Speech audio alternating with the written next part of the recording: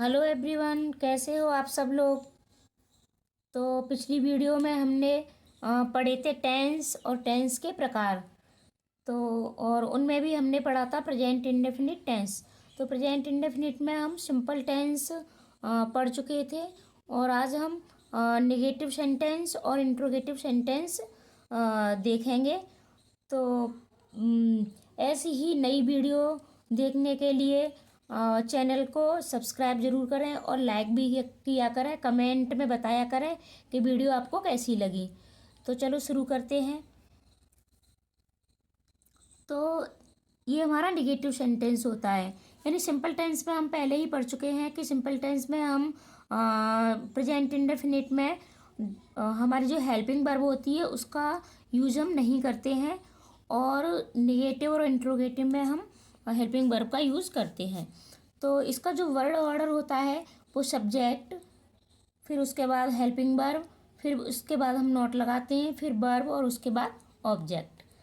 तो negative sentence में हम सिंगुलर सब्जेक्ट के साथ हेल्पिंग वर्ब डज और प्लूरल सब्जेक्ट के साथ डू का प्रयोग करते हैं। यानी जब हमारा एक वचन होता है तब हम हेल्पिंग वर्ब डज, और जब हमारा बहुवचन होता है तो हम डू का प्रयोग करते हैं। अब कैसे करेंगे? तो फॉर एग्जाम्पल, मीना गाना नहीं गाती है। तो अब हम देखेंगे कि ये जो मीना है ये क्या है, हमारा सब्जेक्ट है। यानी करता है, जो काम करता है उसे हम सब्जेक्ट बोलते हैं। तो ये क्या है, एक वचन है। तो हम बनाएंगे मीना। अब एक वचन यानी सिंगुलर सब्जेक्ट के साथ हम डज का प्रयोग करते हैं। तो Meena does not sing a song. तो सबसे पहले हमने सब्जेक्ट का प्रयोग किया, फिर उसके बाद हेल्पिंग वर्ब, फिर उसके बाद नॉट, फिर हमने वर्ब और उसके बाद ऑब्जेक्ट। ये हमारा वर्ड ऑर्डर होता है। अब इंट्रोगेटिव सेंटेंस। इंट्रोगेटिव सेंटेंस ये हमारे दो प्रकार के होते हैं। पहला जो हमारा हेल्पिंग वर्ब से शुरू होता है, ठीक है, और दूसरा WH टाइप वाले वर्ड जो होते हैं उनसे शुरू होता है। तो अब इनका भी हम एग्जाम्पल देखेंगे। वर्ड ऑर्डर हमारा वही होता है। इसमें जब हमारा हेल्पिंग वर्ब से शुरू कौन से होते हैं पहले हम उनको देखते हैं। जैसे हमारा है, क्या राम खाना खाता है। तो जब भी हमारे जो क्वेश्चन बनाने वाले जो वर्ड होते हैं वो हमारे सब्जेक्ट से पहले आते हैं। अब हमारे ये सेंटेंस है राम खाना खाता है, यानी क्या राम खाना खाता है। तो इसमें हमारा सब्जेक्ट है वो राम है। अब राम सब्जेक्ट है तो इससे पहले ही हमारा जो क्वेश्चन वर्ड है वो आया है। क्या, कब, कहाँ, कैसे, ये जब भी सब्जेक्ट से पहले आते हैं तो हम क्या करते हैं, हम इनको हेल्पिंग वर्ब से शुरू करते हैं। यानी हम इसकी मीनिंग नहीं यूज़ करते हैं। तो चलो देखते हैं कैसे करते हैं। सबसे पहले अब हमारा ये सब्जेक्ट सिंगुलर है तो हम क्या लगाएंगे, डज, फिर उसके बाद subject Ram eat the food, और ये क्वेश्चन मार्क लगाना आप कभी भी ना भूलें। अब हमारा दूसरा है WH टाइप वाले। तो इनको कैसे बनाएंगे, राम खाना क्यों खाता है, ठीक है। तो ये जो हमारा क्यों वर्ड है ये हमारा सब्जेक्ट के बाद आया है। यानी क्यों, कब, कहाँ, कैसे, जो भी हमारे ये वर्ड हैं ये हमारे सब्जेक्ट के बाद आएंगे।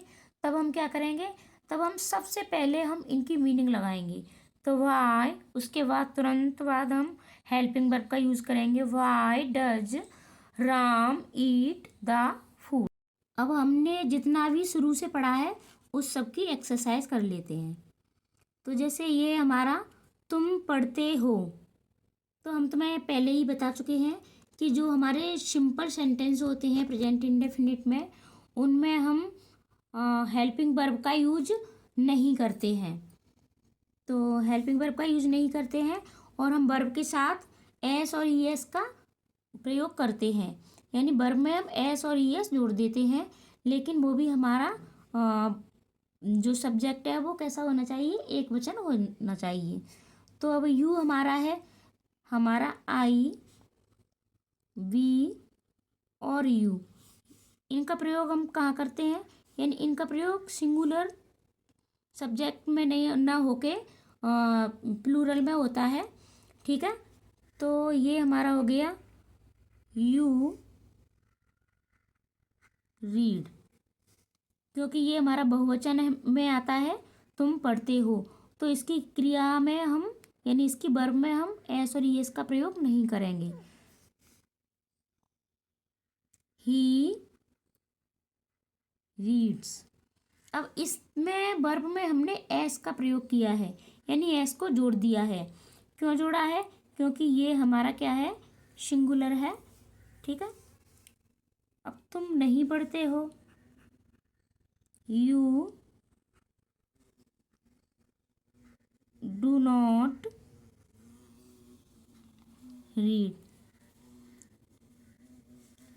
अब ये कैसे बनेगा? Do you read? What do you read?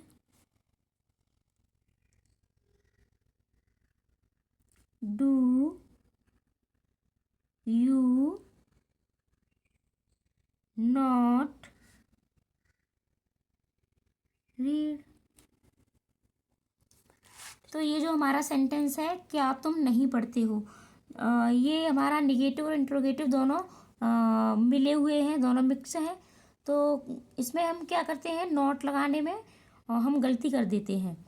तो ऐसा हमें बिल्कुल भी नहीं करना है। सबसे पहले हम ये हेल्पिंग वर्ब लगाएंगे, और हेल्पिंग वर्ब लगाने के बाद फिर हम सब्जेक्ट, और सब्जेक्ट के बाद हम नॉट का प्रयोग करेंगे। तो ये आपको याद रखना है। वीडियो पूरी देखने के लिए थैंक यू। वीडियो को लाइक ज़रूर किया करें और चैनल को सब्सक्राइब भी ज़रूर कर लें।